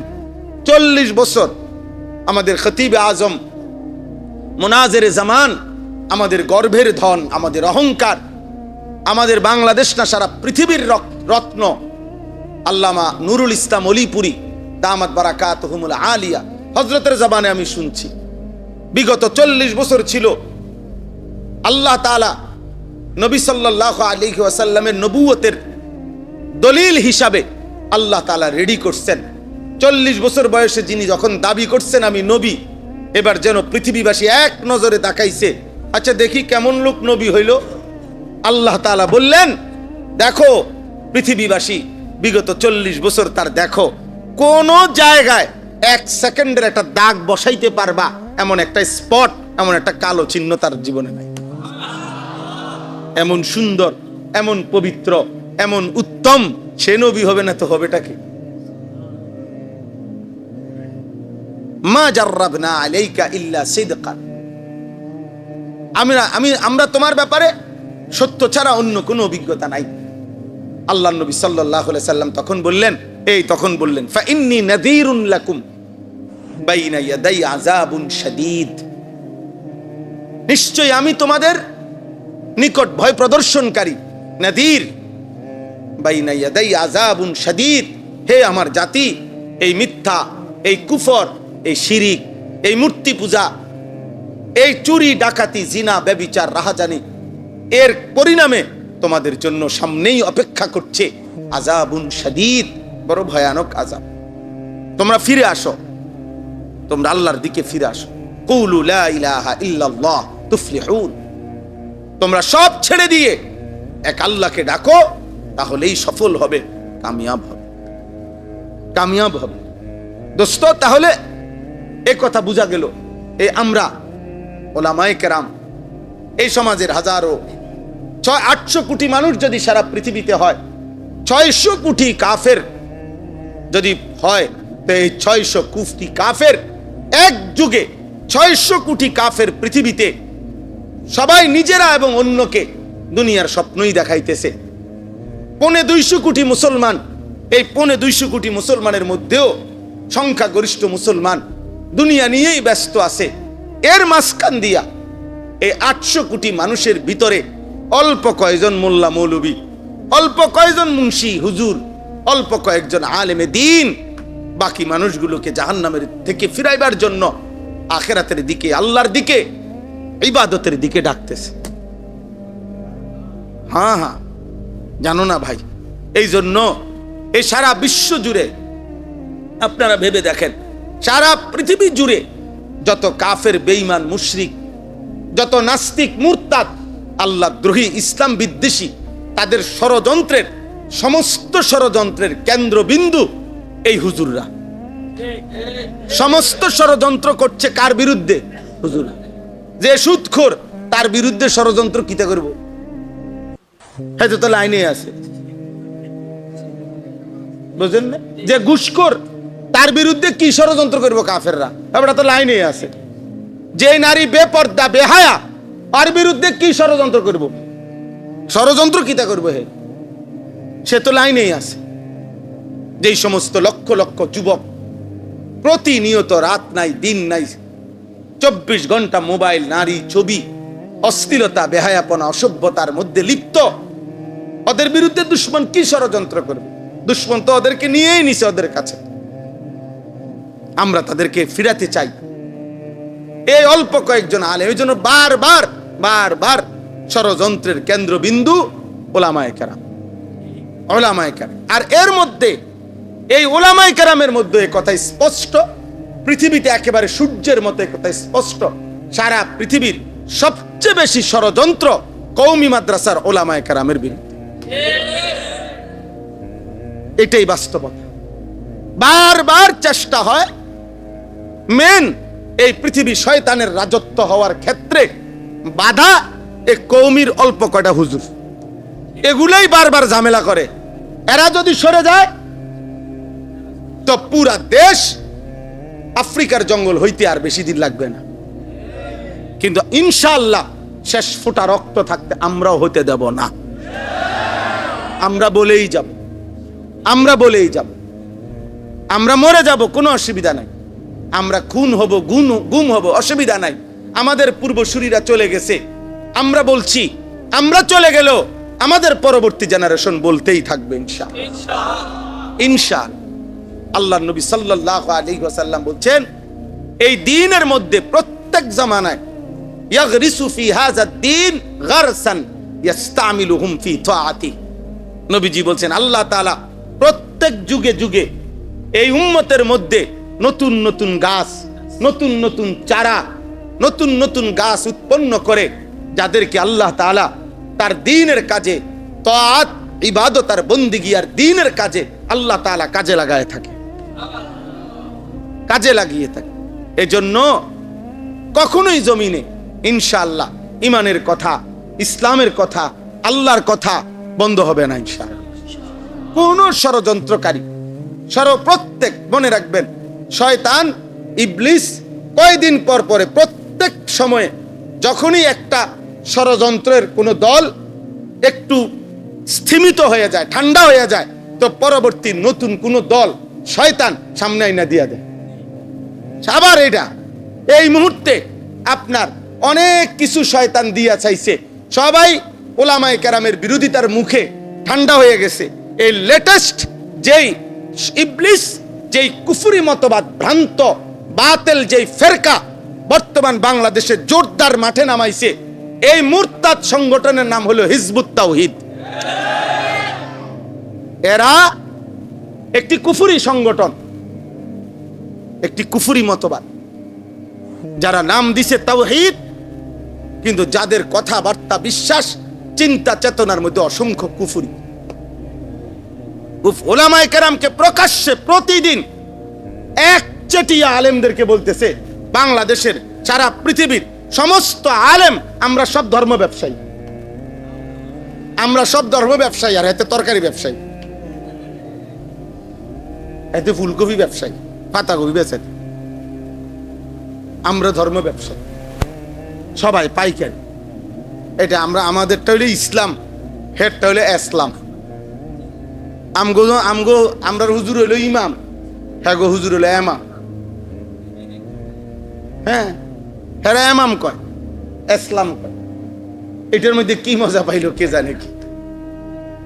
যাই হোক আব্বা, বলতে চাচ্ছি আপনাদের কাছে, এইখানে আমি যে 4টা আয়াত পড়ছি, এবারে 4টা আয়াতের তর্জমা বলি, তাইলেই আমার কথা শেষ। বিশেষ করে কিশোর, নওজোয়ান, ছেলে, বাবা, ভাই সবাইকে অনুরোধ করলাম, আমাদের আল্লাহ, আমাদের ইসলাম, আমাদের ধর্ম, আমাদের কোরআন, এর মধ্যেই আমাদের নিরাপত্তা, এর মধ্যেই আমাদের শান্তি, এর মধ্যেই আমাদের স্বস্তি, এর মধ্যেই আমাদের তৃপ্তি। বলেন আলহামদুলিল্লাহ। আলহামদুলিল্লাহ। অতএব আল্লাহকে ছেড়ে দিয়ে, আখিরাতকে ভুলে গিয়ে, কোরআনকে ছেড়ে দিয়ে গুনার মধ্যে লিপ্ত হওয়া কোনোভাবেই একজন বিবেকবান মুসলমানের উচিত না। এখানে আল্লাহ তাআলা, আমি 4টা আয়াত পড়ছি, সূরা হুদ 12 নম্বর পারা 11 নম্বর সূরা, সূরা হুদের 4টি আয়াত, 8, 9, 10, 11, এই 4টা আয়াত। এর অল্প একটু 4টা আয়াতের প্রথম 3 আয়াতে আল্লাহ তাআলা বেঈমান, নাফরমান, পাপীর 3টা আচরণ বলছে। আর শেষের আয়াতে 4 নম্বর আয়াত মানে 11 নম্বর আয়াত আল্লাহ তাআলা ঈমানদারের বৈশিষ্ট্য বলছে। এই কথাটাই শুধু শুনেন, আগে মুখে বলি, এরপরে তর্জমা বলবো, সহলে বুঝবেন। আল্লাহ তাআলা প্রথম 8 নম্বর আয়াতে বলতেছেন, প্রত্যেক যুগের নাফরমান, পাপী, বেঈমান, আল্লাহর অবাধ্য বান্দা, তার একটা বদভ্যাস হইল, সে পাপ করাকালীন অপরাধ করতে করতে এমন অহংকারী হয়, যখন দেখে পাপ করার পরেও, নাফরমানি করার পরেও কোনো মুসিবত, কোনো আযাব, কোনো বিপদ তার উপরে আসতেছে না, বরং সব কিছু আরামসে চলতেছে, এক পর্যায়ে সে বলতে শুরু করে, মা ইয়াহবিসু, আল্লাহ যে বলছে পাপ করিলে আযাব দেয়, শাস্তি দেয়, কই আমি তো পাপ করতেই আছি, আল্লাহর আযাব আসতে বাধা দিল কে? আযাব দেয় না কা? আযাব দেয় না কেন? এই আল্লাহ তাআলা বলেন সীমালঙ্ঘনকারী, এইটাই সীমালঙ্ঘন। পাপের ক্ষেত্রে এটা কি? অহংকারী এমন পর্যায়ে পৌঁছে যায়, এবার যেন ভাবে যে এটা কিছুই না, আমার উপরে কোনো মুসিবত আসবে না, আমার উপরে কোনো মুসিবত আসবে না। কোরআনুল কারীমের মধ্যে আছে, নবী সাল্লাল্লাহু আলাইহি সাল্লামের জামানায় নবীজি যখনই আযাবের বর্ণনা দিতেন, তো কাফেররা বিদ্রুপ করত, ঠাট্টা করত। তো একদিন নজর ইবনে হারেস, একজন কাফের সর্দার, নবীজির সামনেই বলতেছে, মুহাম্মদ রাহ, তোমার আল্লাহর কাছে আমি কই। তো হাত উঠাইছে, আল্লাহুম্মা ইন কানা হাযা হুয়াল হক মিন ইনদিক, আল্লাহ, এই মুহাম্মদ যদি তোমার পক্ষ থেকে সত্যবাদী হয়ে থাকে এবং তুমি তারে যদি পাঠাইয়া থাকো, আর সে যা বলতেছে আযাবের ভয়, তাহলে তোমার কাছে আমরা এখানে আসি, এখন ফাতিনা বিআযাবিন আলীম, তুমি এখন আমাদের উপরে আযাব আনো, এখন আনো। কইছে তোমার কি আযাব আছে তাই দাও এখন। এইভাবে ডাইরেক্ট বলছে। কোরআনে আল্লাহ তাআলা আয়াত নাজিল করে বলছে, বন্ধু, আহা বেঈমান কি বলল, সাআলা সাইলুম বিআযাবিন ওয়াকিআ লিল কাফিরিনা লাইসা লাহু দাফি' মিনাল্লাহি যিল মাআরিজ।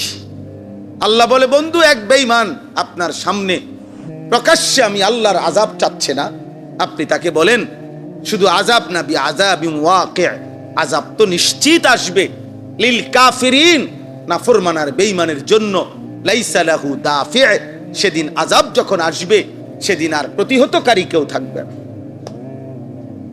ঠেকাইতে পারবে আর কেউ থাকবে।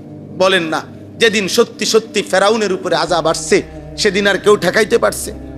যেদিন সত্যি সত্যি নমরুদের উপরে আযাব আসছে সেদিন আর কেউ ঠেকাইতে পারছে? যেদিন সত্যি সত্যি কারুনের উপরে আযাব আসছে সেদিন আর কেউ ঠেকাইতে পারছে? যেদিন নূহ আলাইহিস সালামের কওম পানিতে ডুবে গেছে আর কেউ থামাইতে পারছে? যেদিন হুদ আলাইহিস সালামের কওম ঘূর্ণিঝড়ে ধ্বংস করে দিছে আল্লাহ, তখন আর কেউ থামাইতে পারছে? একটা জাতি, একটা ব্যক্তি আযাবের মুহূর্তে আর নিজেকে ঠেকাইতে, নিজে কিংবা নিজের শক্তি দিয়ে প্রতিহত করার মতো কোনো ক্ষমতা আল্লাহর মোকাবেলায় আর রাখে নাই, আর রাখে নাই। তো আল্লাহ তাআলা বলেন, এই হলো প্রথম।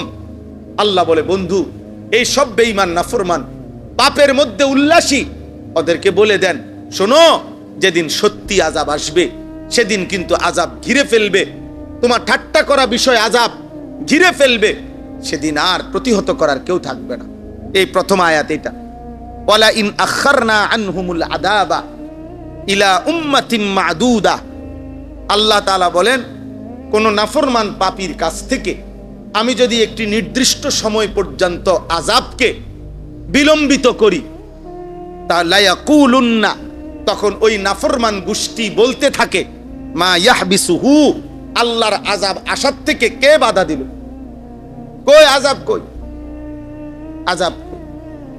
এই প্রত্যেক যুগের জালেম একটা সময় আইসা জুলুম করতে করতে, অন্যায় করতে করতে এমন সীমালঙ্ঘনকারী হয় আর বুঝে আসে না, আর তার কথাবার্তায় বুঝাই যায় সে আল্লাহ আছে, আল্লাহর আযাব আসবে, এটা মোটেই আর ধারণাও করে।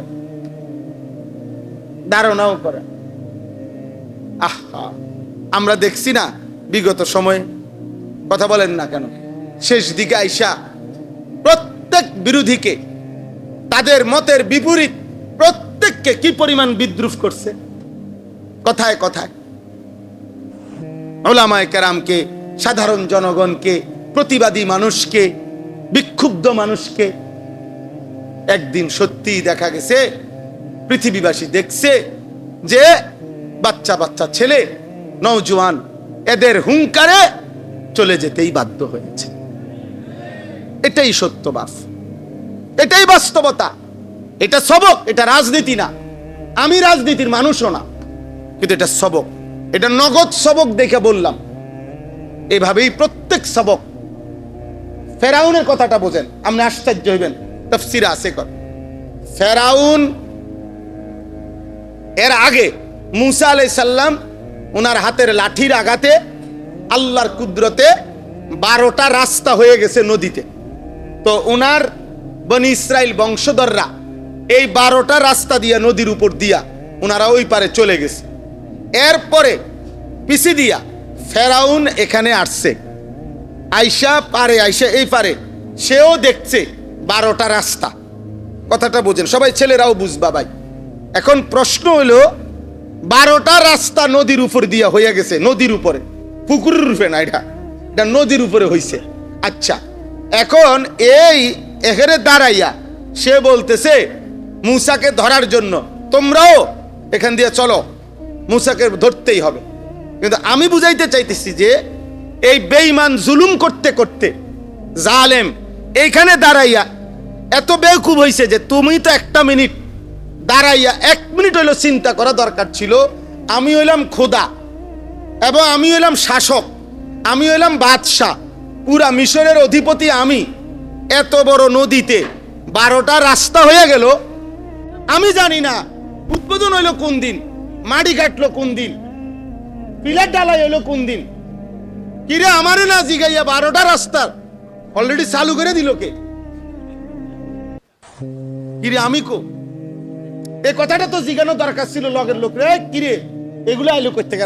রাস্তা জামু পরে বেটা, রাস্তা করলো কে আগে সেটা কর, আগে তো এইটা করা না। ওই যে জুলুম আর অহংকার তাকে ভুলাইয়া দিছে যে এটা তার হাতের না, এটা তার বরাদ্দ না। তাহলে তার তো ভাবা উচিত ছিল উত্তাল নদীর মধ্যে এই রাস্তা কোত্থেকে আসলো, একটা বারও ভাবে নাই, অহংকারে নেমে গেছে। আল্লাহ তাআলা বলছে আমি এটাই তো চাচ্ছিলাম, ওয়া আগরাকনা আলা ফিরআউনা ওয়া জুনুদাহু ফিল ইয়াম্মে। আল্লাহ বলেন ফেরাউনকে আমি তার গোষ্ঠী সুদ্ধা উত্তল ঢেউয়ের পানিতে আমি আল্লাহ তাআলা নিমজ্জিত করে দিলাম। তো আল্লাহ তাআলা বলেন আলা ইয়াউমা ইয়াতিহিম, হে নবী আপনি বলে দেন সত্যি সত্যি যখন আযাব আসবে, লাইসা মাসরুফান আনহুম, সেদিন আর প্রতিহতকারী কেউ থাকবে না। ওয়া হাকা বিহিম মা কানু বিহি ইস্তাহজিউন, আল্লাহ বলেন আর তখন যারা ঠাট্টা করতো আযাব নিয়ে, আল্লাহর আযাব নিয়ে, তাদেরকে ঘিরে ফেলবে আযাব, তখন আর তারা ফিরাইতে পারবে। আমি এইখানে যদি একজন যুবক থাকো, প্রিয় ভাই তোমার কাছে আমি বলি, একটা নওজোয়ান এভাবে দিন রাত একটা না, আমি এটা বেশি ভয় করি রে আব্বা, এত চিল্লা চিল্লি কাবজাব করি, আমার এই একটাই উদ্দেশ্য, কিরে ভাই, গুনাহ আমারও আছে, খোদার কসম গুনাহ তোমারও আছে, গুনাহ সবারই আছে, কিন্তু এইভাবে আয়াত আল্লাহ বলেন এই নাফরমান পাপীর এই আচরণের বিপরীতে ইল্লাল্লাযীনা সাবারু ওয়া আমিলুস সালিহাত, আমার যে সকল ইমানদার বান্দা সবর করে এবং নেক আমল করে। সবর করে মানে হলো, সবরের মূল অর্থ হইল আল্লাহ তাআলার হুকুমের উপরে জমে থাকা, কোনো গুনাহ হতে না দেওয়া, কোনো আদেশ ছুটতে না দেওয়া, এটাকে বলে সবর। সবরের মূল অর্থ হইল আল্লাহর হুকুমের উপরে কি থাকা, অটল থাকা, জমে থাকা, মজবুত থাকা, এটাকেই বলা হয় মূলত সবর। তাইলে আল্লাহ বলেন যারা আমার হুকুমের উপরে অটল রইল, ওয়া আমিলুস সালিহাত, এবং নেক আমল করতে থাকলো। ভাই আমি সুখে থাকি বা দুঃখে থাকি, পেটে খানা থাকুক অথবা না থাকুক, আনন্দ কিংবা বেদনা, চাহিদা পূরণ হোক বা না পূরণ হোক, আমার আল্লাহ ছাড়া আমার আর কেউ নাই। এই আল্লাহ বলেন এমন বান্দা যারা, উলাইকা লাহুম মাগফিরাতুন ওয়া আজরুন কাবীর, আমি এমন প্রিয় বান্দার জন্য ওয়াদা দিলাম তার পিছনের সব গুনাহ মাফ করে দেব, আগামীতে আমি আল্লাহ আজরে কবীর, মহা বিনিময় জান্নাত দিয়ে দেব। শর্ত কি? শর্ত হইল হার হালাতে সে আমার উপরে থাকবে, সুখেও আল্লাহ, দুঃখেও আল্লাহ, প্রত্যাশা পূরণ হলেও আল্লাহ, প্রত্যাশা পূরণ না হলেও আল্লাহ, ক্ষুধার্ত অবস্থায়ও আমার আল্লাহ, ভরপেট অবস্থায়ও আল্লাহ। নবীজি বলছেন ইন্নী আশবাউ ইয়াওমান আশকুরুল্লাহ, আমি এক বেলা পেট ভরে খাবো, আল্লাহর শুকর করব। ওয়া আজুউ ইয়াওমান আতাসাব্বারু বিল্লাহ, আমি এক বেলা ক্ষুধার্ত থাকবো, সবর করব। নবীজি বলছেন আল্লাহ আপনাকে পেট ভরা অবস্থায়ও ডাকতে মনে রাখি, আপনাকে ক্ষুধার্ত অবস্থায়ও মনে রাখি, এই হোক আমার জিন্দেগি, এই হোক আমার কি। হযরত আইয়ুব আলাইহিস সালামের নাম শুনছেন না? আইয়ুব আলাইহিস সালাম কিতাবে আছে 12 বছর কিংবা 18 বছর রোগে যন্ত্রণায় পেরেশানিতে ভুগছে, মারাত্মক অসুস্থতা ছিল, রোগ হইছে। 18 বছর পরে আল্লাহ ওনাকে পূর্ণ সুস্থ করছে, সব কিছু আবার ফেরত দিছে। মানে সংক্ষেপে বলতেছি, তো কিতাবের মধ্যে আছে, আমি আরবি কিতাবের মধ্যে পড়ছি। আইয়ুব আলাইহিস সালাম আল্লাহকে জিজ্ঞেস করছিলেন, আল্লাহ আপনি আমারে, অসুস্থতার আগে আমার 70 বছর গেছে, ওই 70 বছরে আপনি আমার কোন আচরণে নারাজ হইলেন? আপনি আমারে 18 বছর এই অসুস্থতায় ফেলে কেন রাখলেন? অথবা আপনি আমারে এই 18 বছরের অসুস্থতা দিয়া আপনার কি পেলেন? কদ্দুরে এমনি মন চাচ্ছে জানতে। এ আল্লাহ তাআলা বলছে, আইয়ুব শোনো, অসুস্থতার আগের 70 বছর সুস্থ ছিলে, তুমি আমাকে পুরা ডাকছ, আমার বন্দিগি করেছ, আমার এক জাররা কোনো অভিযোগ নাই, আমি তোমার ওই সময়ের ইবাদতেও খুশি। 18 বছর আবার তুমি আমারে অসুস্থ অবস্থায়ও ডাকছো, পূর্ণ আমার এই অবস্থায়ও তোমার ব্যাপারে কোনো অভিযোগ নাই, তুমি রোগের অবস্থায়ও আমারে ডাকছো, বাকি আমি এই 2 রকম করলাম কেন?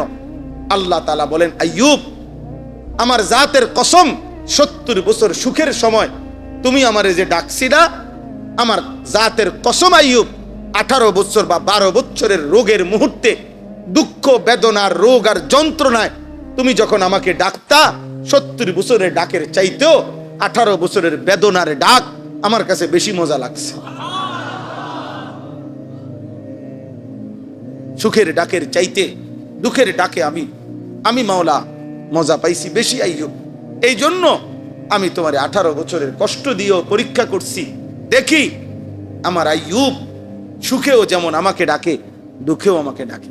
এই জন্য কোরআনে আল্লাহ বলছে, নি'মাল আবদু ইন্নাহু আওয়াব, নি'মাল আবদ।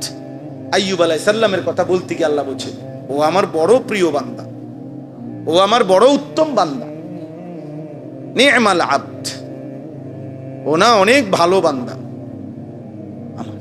সুবহানাল্লাহ। তাইলে সুখে কিংবা দুঃখে সব। ওয়ানাশহাদু আল্লা ইলাহা ইল্লাল্লাহু ওয়াহদাহু লা শারীকা লাহ ওয়ানাশহাদু আন্না সাইয়্যিদানা ওয়া হাবিবানা ওয়া মাওলানা মুহাম্মাদান عبده ورسوله أما بعد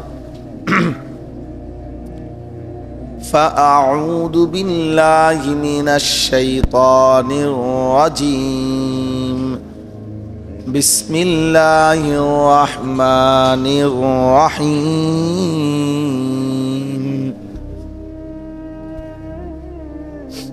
ولئن أخرنا عنهم العذاب إلى أمة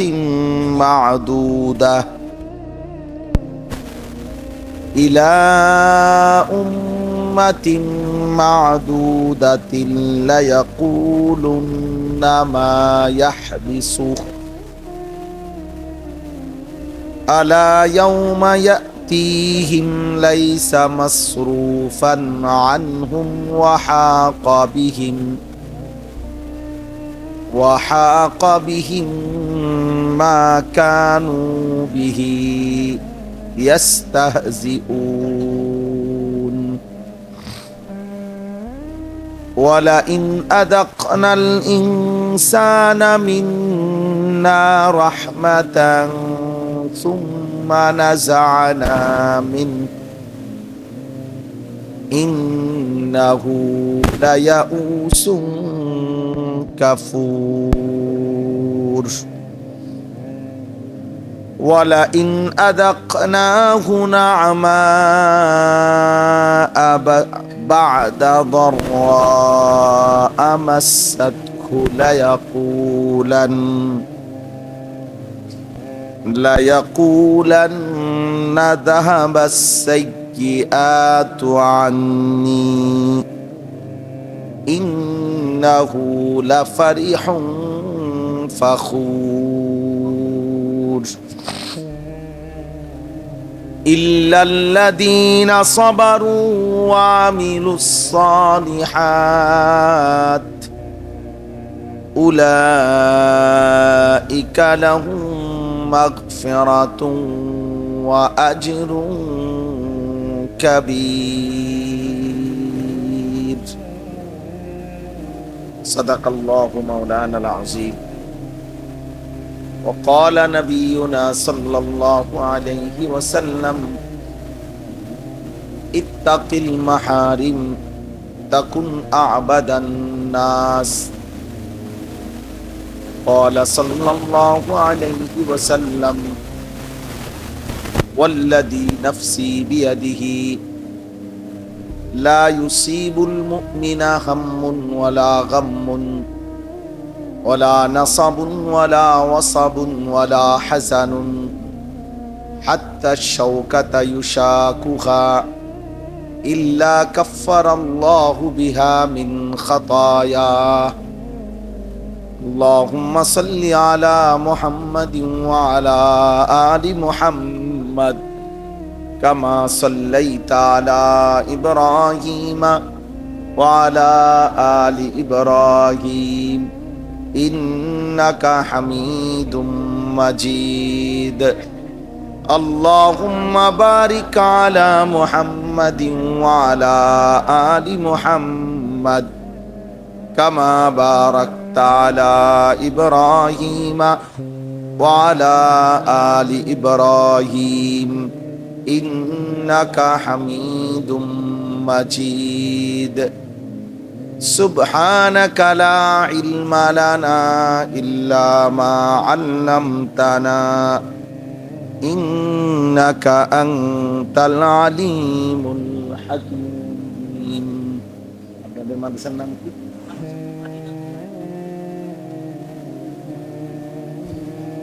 পানসারাম। আলহামদুলিল্লাহ, আল্লাহ পাক রব্বুল ইজ্জত জুল জালাল ওয়াল ইকরামের ফজল কারম, রব্বুল আলামিনের অপরিসীম ইহসান, মেহেরবানি, দয়া, আল্লাহ তাআলা আমাদেরকে আজ 25 জুন 2026 রোজ বৃহস্পতিবার বিবাড়িয়া জেলা নবীনগর উপজেলাধীন ঐতিহ্যবাহী দ্বীনি মার্কাজ মাদ্রাসাতুল মদিনা থুল্লাকান্দি, অত্র মাদ্রাসার উদ্যোগে থুল্লাকান্দি কেন্দ্রীয় জামে মসজিদে আজকের এই মোতাবাররাক ইসলাহি মাহফিলে আল্লাহ তাআলাই আমাদেরকে আসবার বসবার আল্লাহর জন্যই জমা হওয়ার তৌফিক দান করেছেন, আলহামদুলিল্লাহ। ছোট বড় সবার কাছে অনুরোধ হলো, অল্প কিছুক্ষণ সময় আমরা মনোযোগ দিয়ে আন্তরিকতা নিয়ে আল্লাহর কথা শুনি। বিশেষ করে নওজোয়ান ছেলেরা, ভাই, তোমাদের কাছে আমার অনুরোধ, মহব্বত করেই তোমরা আসছো, আল্লাহর জন্যই এসেছো। যারাই আমাদেরকে মহব্বত করে এটা জানে যে হুজুররা কোরআন সুন্নাহর কথা বলে, এজন্যই মহব্বত, অন্য কোনো আসলে বিষয় না, অন্য কোনো কারণ না। কোরআন হাদিসের কথা বলে, ওয়াজ নসিহত করে, এটাই মূল পরিচয়। অতএব এটাই যেহেতু মূল উদ্দেশ্য, অতএব এই উদ্দেশ্যের প্রতি মনোযোগী হওয়া উচিত। আসলাম ঠিকই, আবার ফাজলামিও করলাম, অবহেলাও করলাম, খামখেয়ালিও করলাম, তো তার চাইতে তো না আসলেই ভালো ছিল। এজন্য দয়া করে প্রত্যেকে, তোমরা দাঁড়ায় আছো কেন? কাজ থাকলে বাইরে চলে যাও। এই জন্য বাস্তব কথা এটা, আমি এই বিষয়টা খুব কঠোর। আমার কথা হলো, ধৈর্যে না কুলাইলে চলে গেলে ভালো। ধৈর্যে না কুলাইলে হইতেই পারে, মানুষের সবার শরীর স্বাস্থ্য, ক্লান্তি, বিশ্রাম, মেজাজ একরকম না, ধারণ ক্ষমতা একরকম না। অতএব সবাই বাধ্যতামূলক শুনতেই হবে যে না, বসছি যে অন্য ফাফ করছি, ওনার উঠন যাইতো না, এমন কিছু না।